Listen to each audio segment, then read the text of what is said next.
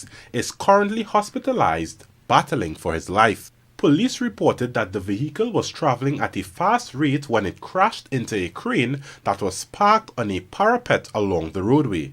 However, eyewitnesses informed this newscast that the crane was actually left on the roadway, obstructing a free flow of traffic. Right now, we don't live too far from where the accident happened. And during the sleeping hour, I hear bada.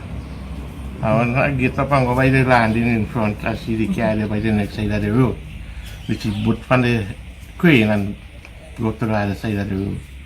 And many people say the girl in the car dead, and the shackle foot broke up.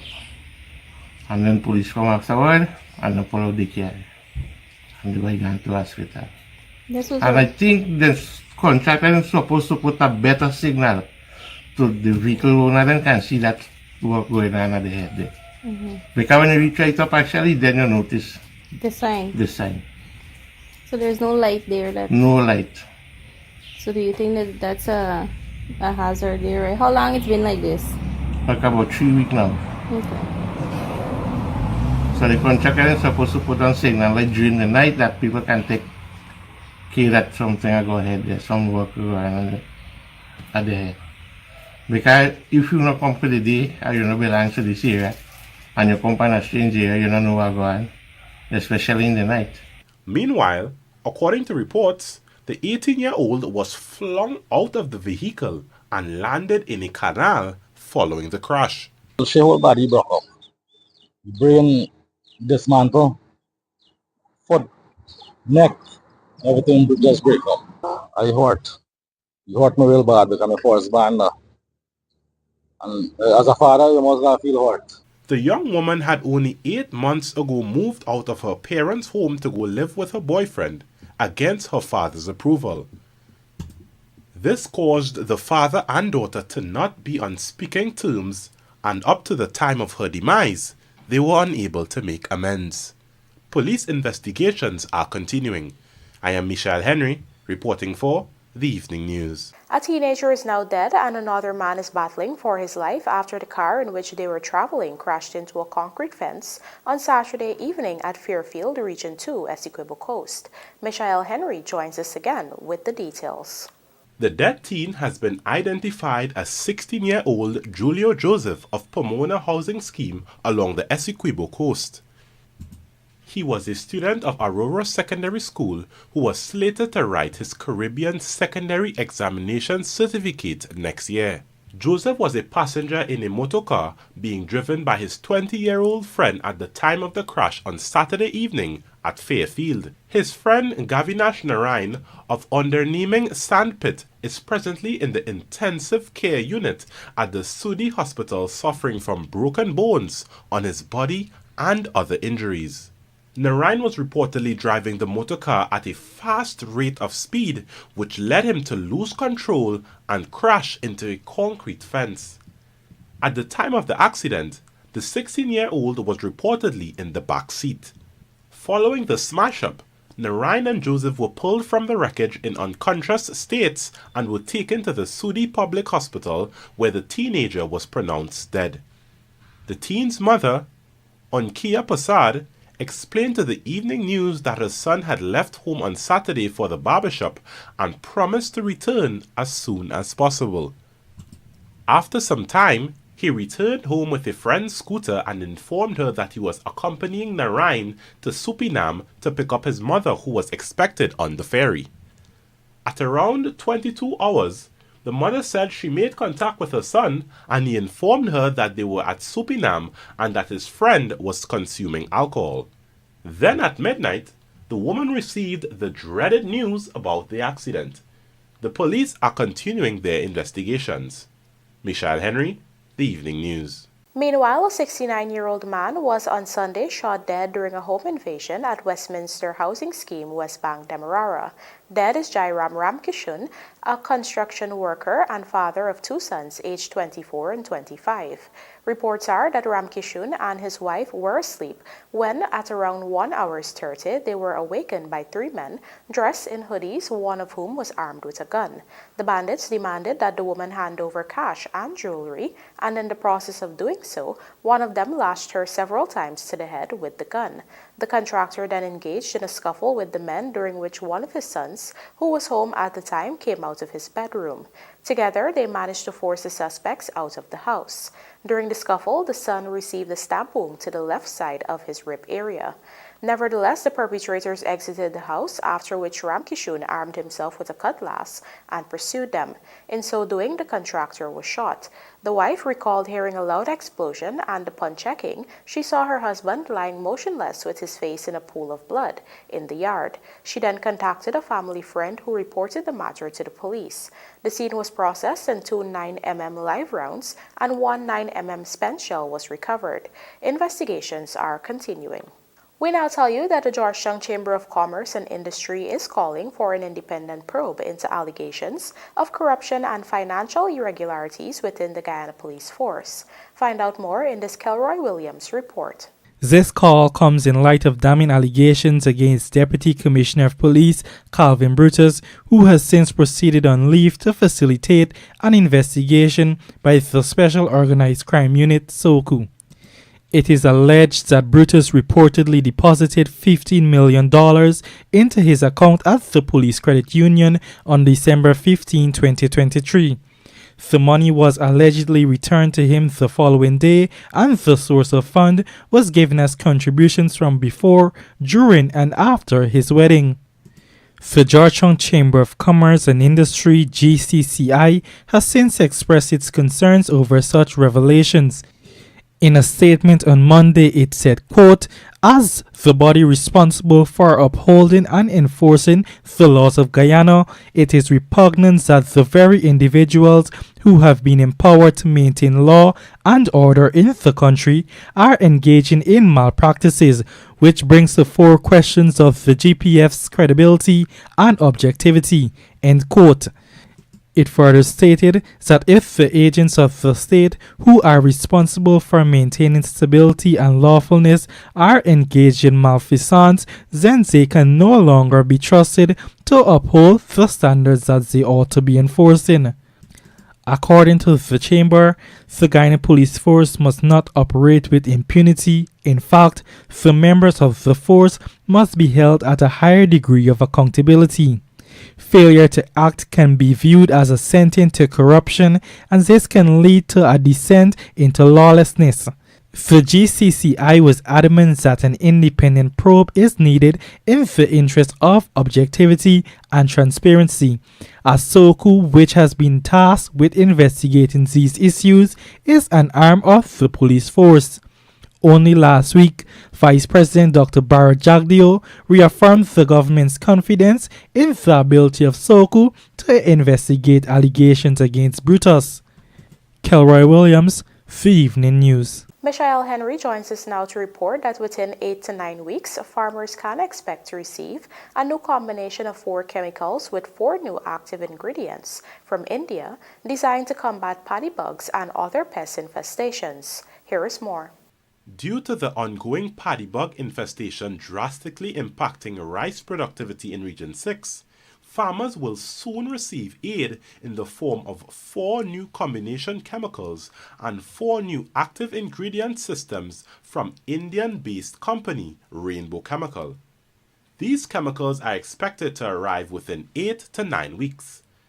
Deputy Registrar of the Pesticides and Toxic Chemicals Control Board, Suresh Amichan, made this announcement during a recent visit by members of the Agriculture Ministry to the region. One of the largest companies in India, Rainbow Chemical, has registered 4 new combo chemicals with us. The AIs are different from the ones that you currently use. So those chemicals are registered now. The importer is going to start to import them. So probably in a couple of months, once the ship reach, we will have those chemicals available. 4 new chemicals with 4 new AIs, combination chemicals. So they are not the ones that we use currently, the best stack, fast stack, cyclometrins that we use. These are different chemicals. Some of them are systemic. Meanwhile, Minister Zulfikar Mustafa acknowledged this approach to eliminate the threat. However, he noted that currently the ministry will have to use what they presently have to fight against the infestation. So when we can get this chemical? The chemical will be here, Minister, in about 8 to 9 weeks' time. No, we can't wait. We can't wait. So we have to use what we have. Currently, we will use what we have registered here, which is like the 10 guard, the karate, the ninja, the Renova. Those are the ones that we're going to actually use. To date, 68,000 acres of rice land are currently under cultivation in the region, and paddy bugs are posing a grave threat to the farms as most crops are currently in the flowering stage. Michelle Henry, The Evening News. Coming up, Audit Office found 333 checks in Region 1 safe with no supporting documents, and the GPL Labor Ministry to sensitize workplaces on better practices to prevent electrical injuries, deaths. Do stay with us. More news ahead.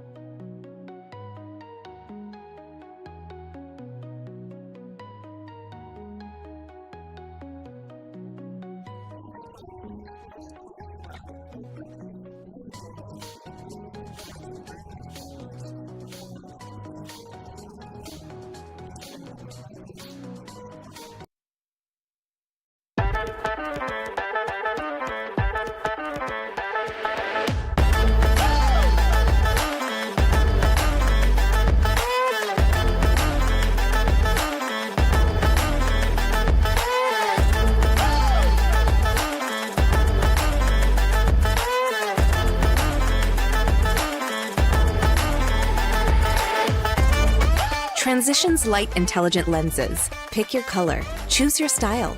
Available at Optique Vision Care. The moment is coming. He has the ball. Will he make the shot? And he made it! Goal! This is the biggest win we've seen in ages. Feel the rush with every bet and win big.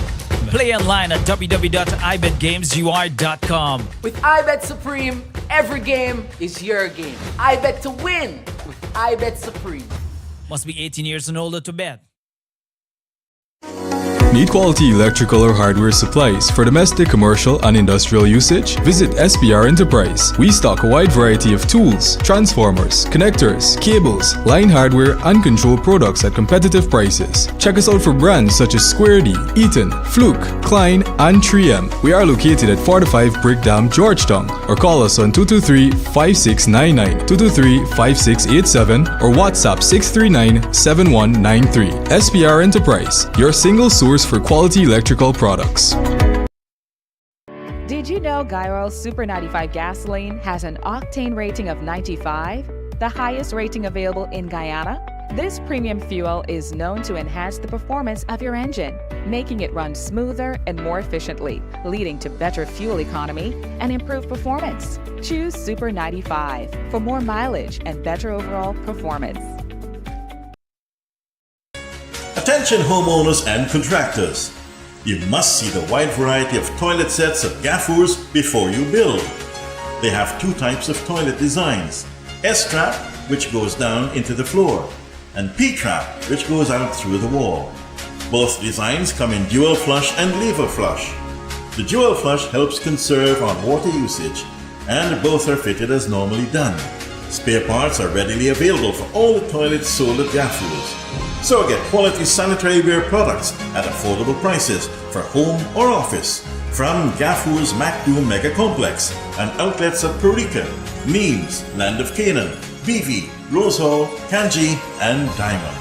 For superior customer service, superior quality, and competitive prices, it's Gaffur's, the name you can trust.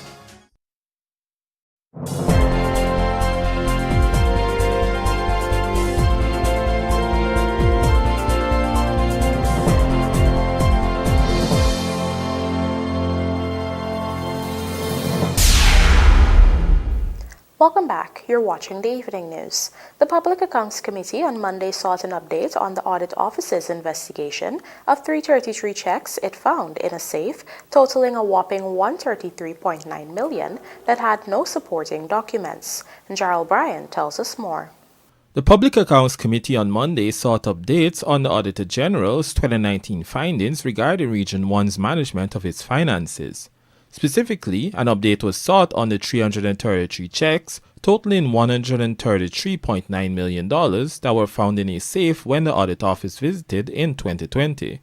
While the region subsequently did send documents to the Audit Office, in many cases these documents resulted in even more queries the region did not satisfactorily answer. On the 14th of October 2020, when the REO was Mr. Bisesar, if I can be guided, the REO was Mr. Bisesar, who was Deputy REO for the years back 2019, 2020, 2020, 2019, 2018, 2017, the Deputy REO who became the REO on the 14th of October 2020 received a management letter from the Audit Office for him to respond to those queries. And he did not respond to the queries. Am I correct?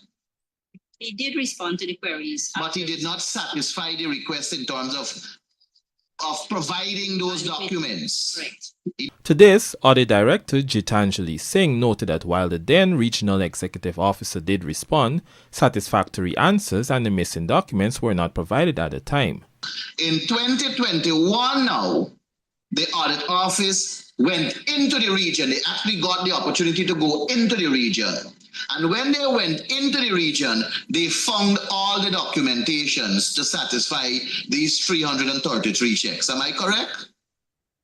I would have to say that we found that the checks were paid. They weren't in the safe anymore. In terms of all the documentation satisfying the requirements, I wouldn't be able to say at this time.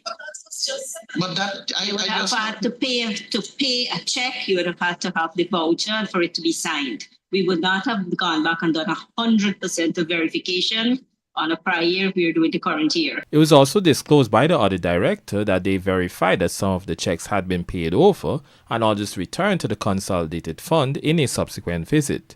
The 333 undocumented checks are a part of the 1,194 checks totaling $791.1 million that had been found in the safe, checks that should have been refunded to the Consolidated Fund.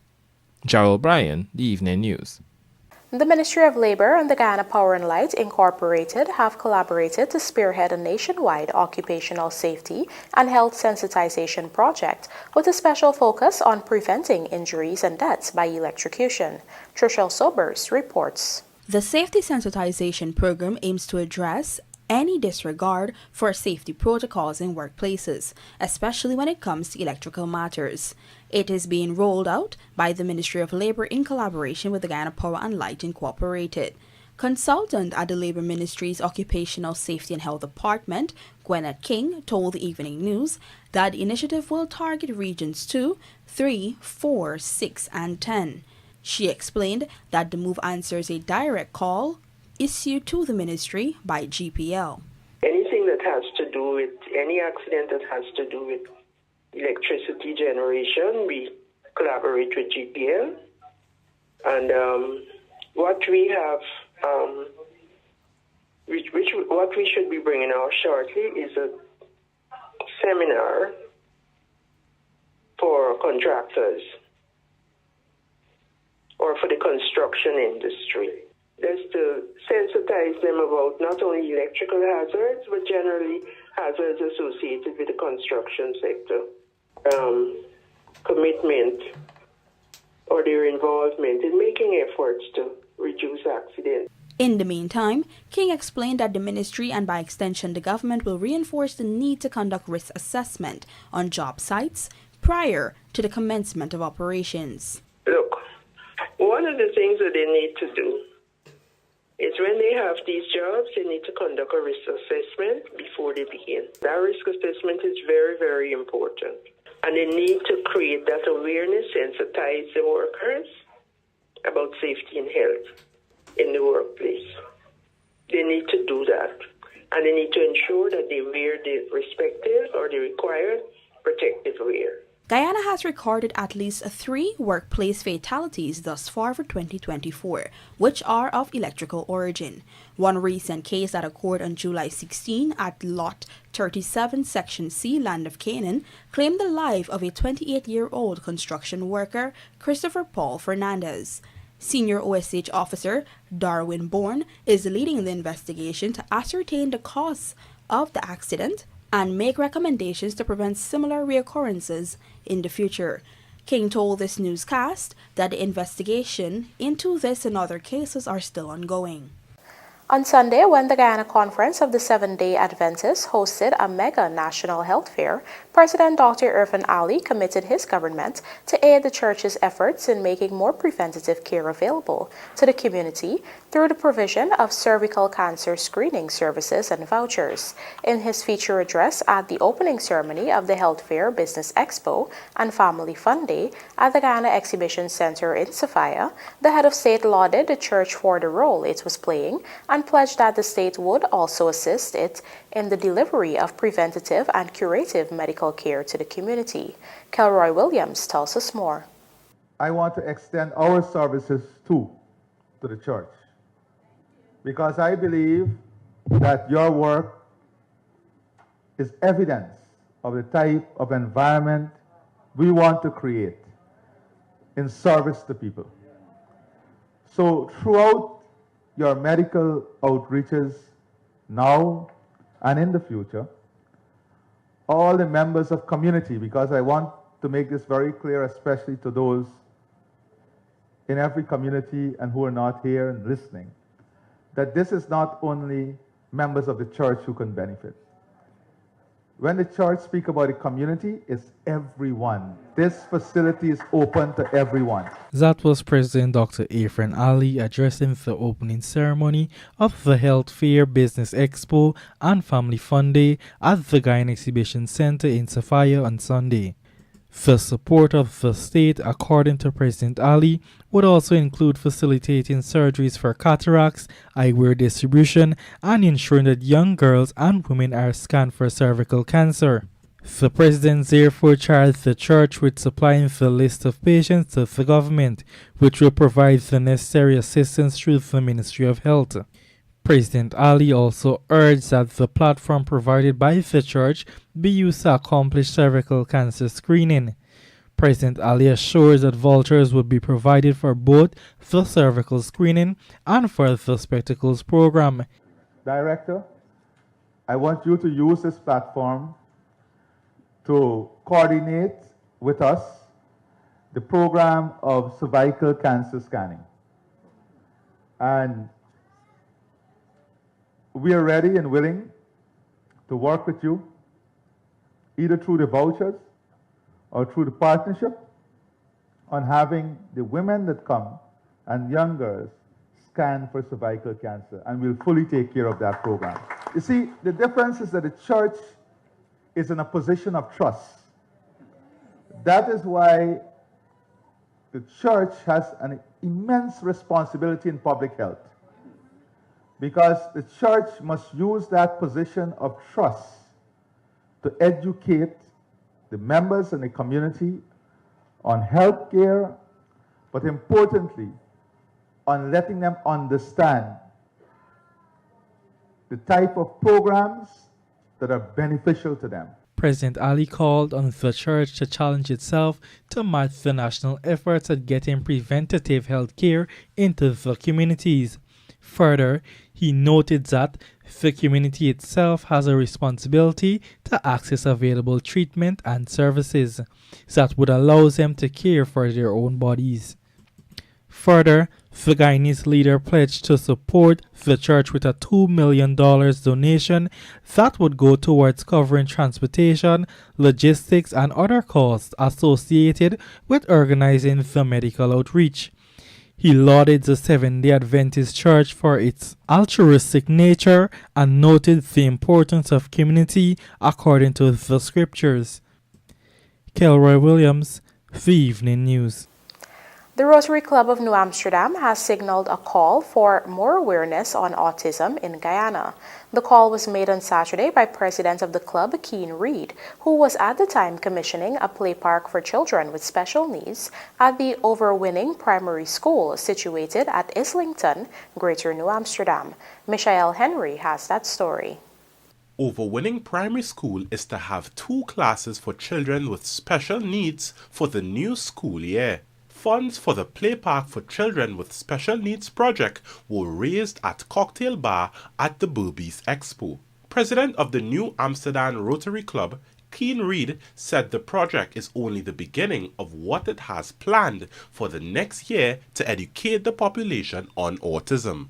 So, the Rotary Club of New Amsterdam, during this year, we'll do what we can to contribute to what is already being done by the Ministry of Health and the Ministry of Education to bring awareness to our society as to the needs of persons affected by this condition. Autism spectrum disorder is a neurological and a developmental disorder that affects how people interact with others, communicate, learn, and behave. Although autism can be diagnosed at any age, it is described as a developmental disorder because symptoms generally appear in the first 2 years of life. We also aim to make physical impact, tangible contributions to the current infrastructure that is in place and assist in probably researching and seeing what else can be done in our part of the country. I say our part of the country because there are things happening in Georgetown.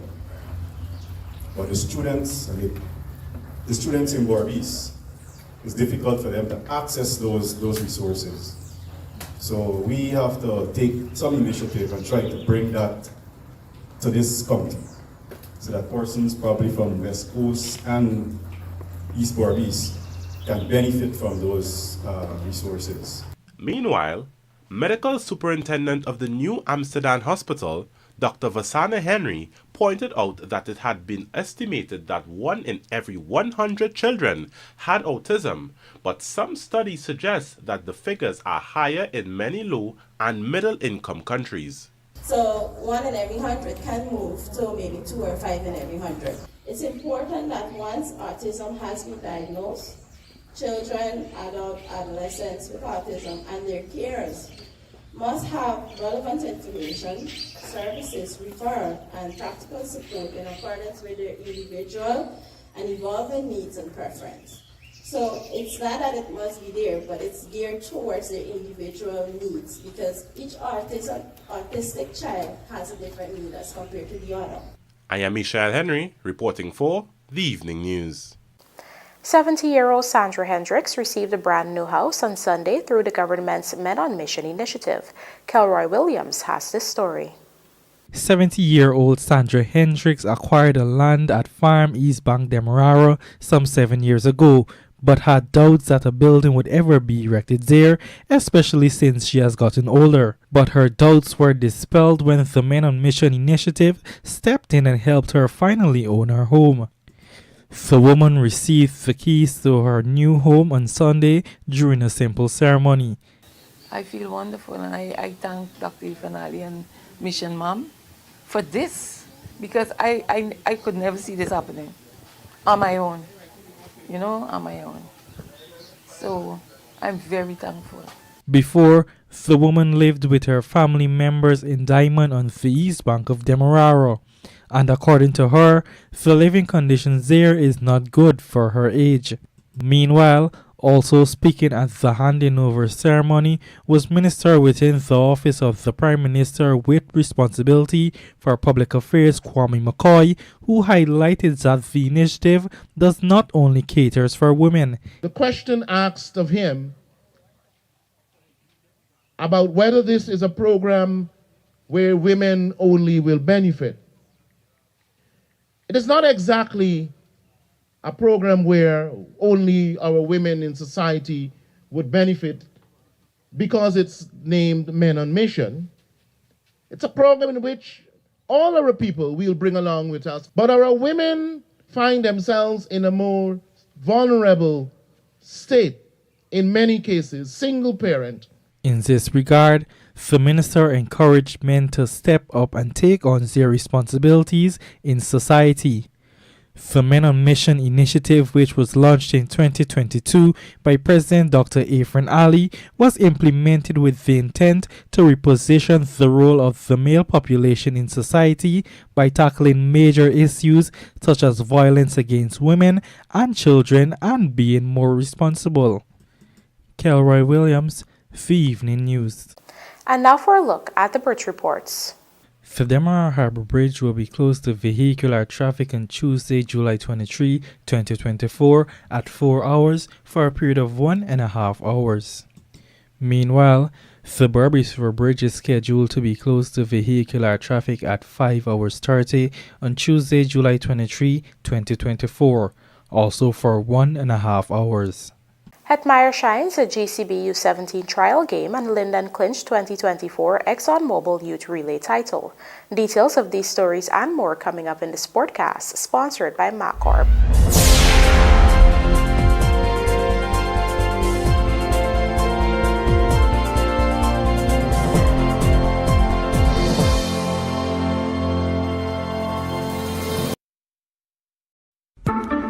Did you know that when you leave your property unoccupied and unmanaged, it deteriorates much faster than you can imagine? Then before you know it, much of your hard-earned investment is wasted. At Hand in Hand, the Trust Corporation, property management is our business. Whether you travel for long periods, live overseas, or have several properties that require managing, let us at Hand in Hand Trust Corporation take care of this for you. Your property is safe with us. Hand in Hand Trust Corporation Incorporated, a member of the Hand in Hand Group of Companies. Looking to bring your dream home to reality? Or simply taking on a home improvement project? Then National Hardware Limited is where you should start. Let us put that touch to your home.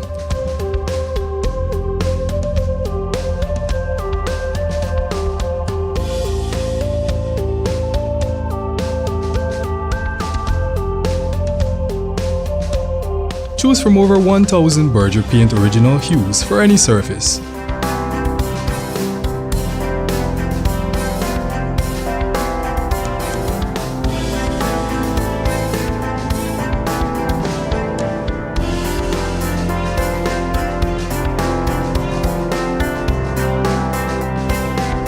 We are known for our trusted brands such as Westinghouse, Philips, Sadco, Rubbermaid, Pyrex, Gibson Home, and so much more. National Hardware Limited, your do-it-best store. Located in downtown Georgetown and industrial site Rhymeville. Need quality electrical or hardware supplies for domestic, commercial, and industrial usage? Visit SPR Enterprise. We stock a wide variety of tools, transformers, connectors, cables, line hardware, and control products at competitive prices. Check us out for brands such as Square D, Eaton, Fluke, Klein, and 3M. We are located at 45 Brick Dam, Georgetown, or call us on 223-5699, 223-5687, or WhatsApp 639-7193.